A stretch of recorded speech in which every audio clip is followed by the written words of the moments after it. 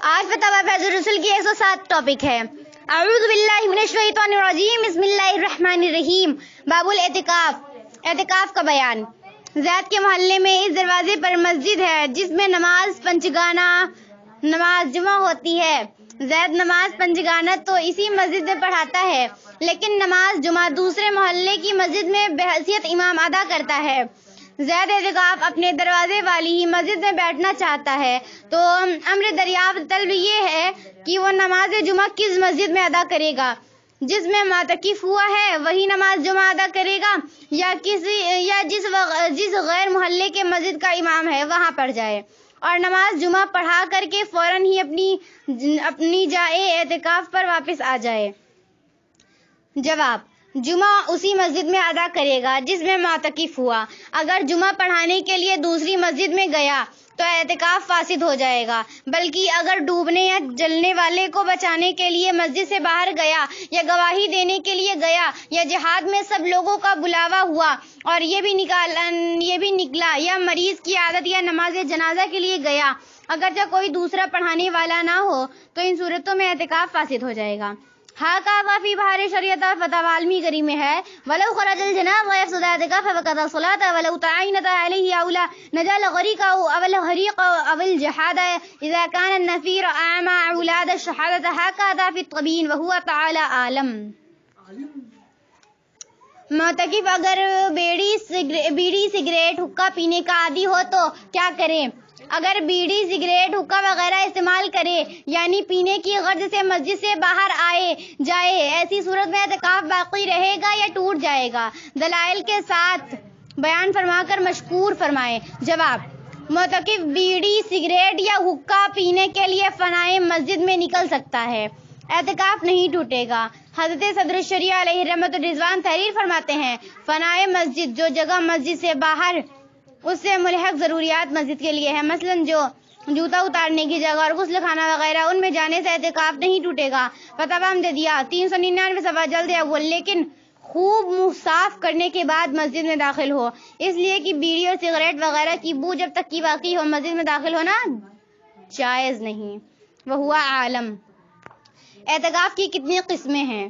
جواب: اعتکاف کی 3 قسمیں ہیں۔ اول، واجب کی اعتکاف کی منت مانی، مثلاً یوں کہا کہ سنت مؤکدہ کی 20ویں رمضان کو سورج ڈوبتے وقت اعتکاف کی نیت سے مسجد میں ہو، اور 30ویں رمضان کو غروب کے بعد یا 29 کو چاند ہونے کے بعد نکلے، یہ اعتکاف سنت کفایہ ہے، یعنی اگر سب لوگ ترک کریں تو سب سے مطالعہ ہوگا، اور شہر میں ایک نے کر لیا تو سب برس جمع ہو گئے۔ فتاوی عالمگیری جلد اول 197 صفحہ اور بحر شریعت حصہ پنجم 148 صفحہ، ان دونوں اعتکافوں کے لیے روزہ شرط ہے۔ رد المحتار جلد دوم 130 صفحے میں، اور اعتکاف کی تیسری قسم مستحب ہے، جس کے لیے نہ روزہ شرط ہے اور نہ کوئی خاص وقت مقرر ہے۔ اس کی آسان صورت یہ ہے کہ جب بھی مسجد میں داخل ہونا چاہے تو دروازے پر دخول مسجد کی نیت کے ساتھ اعتکاف کی بھی نیت کر لے، جب تک مسجد میں رہے گا اعتکاف کا بھی ثواب ملے گا۔ وہو تعالی عالم بالصواب۔ کتاب الحج، حج کا بیان۔ وہ مسلمان جو کہ ظالم کفار حکومت کے تحت اپنی زندگی گزارتے ہیں، اور وہ مسلمان حج بیت اللہ شریف کے لیے چوری چھپے پڑوس والی دوسری حکومت میں داخل ہو کر اسی حکومت کی کہلاتے ہیں، اور اس حکومت سے یا پاسپورٹ حاصل کرنے کے لیے رشوت بھی دیتے ہیں، پھر بعد میں اسی حکومت کے ذریعے حج بیت اللہ کے لیے آتے ہیں، اور حج کا فریضہ ادا کرنے کے بعد پھر اسی راستے سے چوری چھپے اپنے اصلی وطن چلے جاتے ہیں، لیکن راستے میں آنے اور جانے کے درمیان حکومت کے قانون کے مطابق عقوبات کے مستحق ہوتے ہیں، تو ان مسلمانوں پر اس طرح حج فرض ہوتا ہے یا نہیں؟ اور مذکورہ بالصورت میں جن حضرات نے حج ادا کیا اس کا کیا حکم ہے؟ اس کا جواب مدلل و مستفل ادب تحریر فرمائے، عین کرم ہوگا۔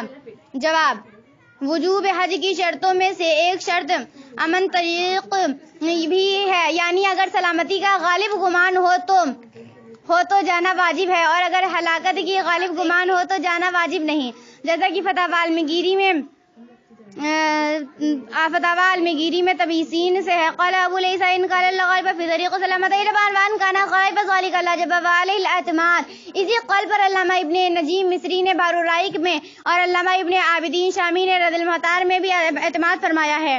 اور ملا علی قاری نے شرح النقایہ میں فرمایا ہے، قول مفتی با ہے اور ظاہر یہ ہے کہ غلبہ سلامتی کے ساتھ خوف کے غالب نہ ہونے کا بھی اعتبار کیا جائے گا، جیسا کہ امام ابن حمام نے فتح القدیر میں فرمایا، والذی یظہر علی یعتبر مع غلبۃ السلامۃ عدم غلبۃ الخوف، پھر اسی قول کو بارالرائی اور رد المحتار میں نقل کرنے کے بعد برقرار رکھا۔ لہٰذا وہ لوگ جو کسی ظالم حکومت میں رہتے ہیں، اگر ان کو حج کی ادائیگی میں خوف کا غلبہ ہو تو ان لوگوں پر حج واجب نہیں ورنہ واجب ہے، اور حج کرنے میں اگر بعض لوگوں کو قید و بند کی تکلیفیں اٹھانی پڑیں یا بعض حجاج قتل کر دیے جائیں تو یہ معنی وجوب حج نہیں، اس لیے کہ پانی کی قلت، گرم ہوا کی تکلیف اور بعض حجاز کے قتل سے حجاز و مقدس کا سفر زمانہ سابق میں اکثر محفوظ نہ تھا، اس کے باوجود حج فرض رہا۔ ہاں، اگر حج کرنے کے سبب ظالم حکومت اکثر حجاج کو قتل کر دے تو اس صورت میں حج فرض نہ ہوگا۔ رد المحتار میں غلبۃ السلامۃ لیس المرغد بها لكل احد بل الجماعہ وهي لا تفل الا بقدر الاقصر او القصير، اور فتاوی بزازیہ میں فرمایا، رد المحتار سقوط لین البادیۃ والطریق ما خلقنا فتفمانیہ وما وان یوجد رضی اللہ تعالیٰ عنہ زیادۃ الا ما كن الشریفۃ بلا مزاخرہ، اور حج کرنے کے لیے کچھ رشوت دینا پڑے جب بھی جانا واجب ہے، اور چونکہ مسلمان اپنے فرائض ادا کرنے کے لیے مجبور ہیں اس لیے دینے والوں پر مواخذہ نہیں۔ ذر مختار میں ہے، اما الطریق بغلبۃ السلامۃ ولو بالرشوۃ الی ما حقق الکمال، اور فتح القدیر و برائق میں ہے، والا تقدیر خدا فلا اسم فی مثل على الخزا علامات على ما عرف من تقسیم الرشوۃ فی کتاب القضاء ولا يترك الفجر ما في طاعات، اور مذکورہ بالا حالات میں جن لوگوں نے حج کر لیا ان کا حج فرض ادا ہو گیا۔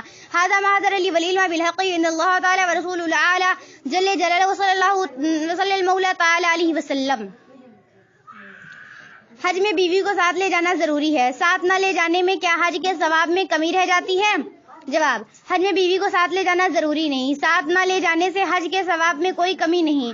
وَهُوَ تَعَالَى وَرَسُولُهُ الْأَعْلَىٰ عَالَمٌ۔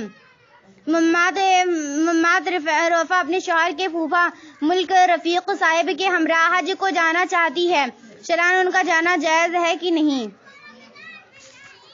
جواب، صورت مسلوہ میں مسمات رفا کا سفر ملک محمد رفیق کے ہمراہ حرام ہے۔ انوار البشارہ فی مسائل الحج والزیارت صفحہ 3 میں ہے، عورت کے ساتھ جب تک شوہر یا محرم بالغ قابل اطمینان نہ ہو جسے نکاح ہمیشہ حرام ہے، سفر حرام ہے، اگر کرے گی حج ہو جائے گا مگر ہر قدم پر گناہ لکھا جائے گا۔ وسبحانہ تعالی، جس روپے میں سے زکوٰۃ نہ نکالی گئی ہو اور اس روپے سے کسی نے حج بیت اللہ شریف ادا کیا ہو تو حج ہوگا یا نہیں، اور اس روپے کی زکوٰۃ ادا کرنا اب بھی فرض ہے یا نہیں؟ جواب، جن روپیوں کی زکوٰۃ نہ ادا کی گئی ہو ان روپیوں سے اگر کسی نے حج کیا تو حج ہو جائے گا، لیکن ان روپیوں کی زکوٰۃ ادا کرنا اب بھی فرض ہے، اگر نہیں ادا کرے گا تو گنہگار ہوگا۔ وسبحانہ تعالی عالم۔ نیشنل انجمن کمیٹی 40 ممبران کے ساتھ ایک عرصہ دراز سے پچھڑے ہوئے بلکہ خصوصاً غربا و مساکین کے رقومات کے ذریعے دینی خدمات انجام دے رہی ہے۔ بفضل خدایا سب صاحب وسعت میں حرم اور گرانی کی وجہ سے ان 40 ممبران نے یہ طے کیا کہ ہر ممبر 2000 سالانہ دے، ایک سال میں 80,000 ہو جائیں گے۔ قرآن اندازی کے ذریعے 8 ممبران سالانہ روانہ کر کے 5 سال میں 40 ممبران زیارت حج بیت اللہ سے سرفراز ہو سکتے ہیں، تو کیا ان 40 ممبران کا اس طرح حج البیت کا بیت اللہ کرنا ازروئے شرع جائز ہے؟ جواب، صورت مذکورہ کے ساتھ لوگوں کا حج بیت اللہ کے لیے جانا جائز ہے، شرعاً کوئی قباحت نہیں۔ ھذا ما ظہر لی والعلم عند اللہ تعالی ورسولہ جل جلالہ صلی اللہ تعالی علیہ وسلم۔ زید کی بیوی کا نام زیب النساء ہے۔ عرصہ 25 سال کا گزرا زید نے اپنی بیوی زیب النساء کو بوجھ بے اولاد ہونے کی اپنی جائیداد سے حصہ دے کر الگ کر کے دوسری شادی کر لیا اور زیب النساء سے تعلقات منقطع کر لیے، لیکن طلاق نہیں دیا۔ آج تک زینب النساء بذات خود اپنی جائیداد کا انتظام کر رہی ہے اور گزر اوقات کر رہی ہے۔ اب زینب النساء اپنی جائیداد کی بچت کی رقم سے حج البیت اللہ شریف کو جانا چاہتی ہے، لیکن زید اسے اجازت نہیں دیتا اور ساتھ جانے کو تیار بھی نہیں، حالانکہ زینب النساء زید کو نصف خرچہ بھی دینے کو تیار ہے۔ ایسی صورت میں زینب النساء کی ادائیگی حج بیت اللہ شریف کی کیا صورت ہے، جبکہ زینب النساء نے مغل لائن میں روپیہ بھی داخل کر دیا ہے؟ جواب: اللہم اہدنا الحق والصواب۔ عورت کو بغیر شوہر یا محرم کے حج کے لیے جانا حرام ہے۔ فتاوی رضویہ: صورت مسئولہ میں اگر عورت پر حج فرض ہے اور شوہر عورت کے ساتھ جانے کو تیار نہیں ہے تو کسی ایسے محرم کے ساتھ جو عاقل بالغ غیر فاسق ہو شوہر کی اجازت کے بغیر چلی جائے۔ بہار شریعت جلد ششم 14 صفحے پر ہے۔ جب محرم ہے تو حج فرض کے لیے محرم کے ساتھ جائے، اگرچہ شوہر اجازت نہ دیتا ہو نفل اور سنت کا حج ہو تو شوہر کو منع کرنے کا اختیار ہے۔ انتہا بفاظت ھذا ما عندی والعلم بالحق عند اللہ تعالی ورسولہ الاعلی جل جلالہ وصلی المولا تعالی علیہ وسلم۔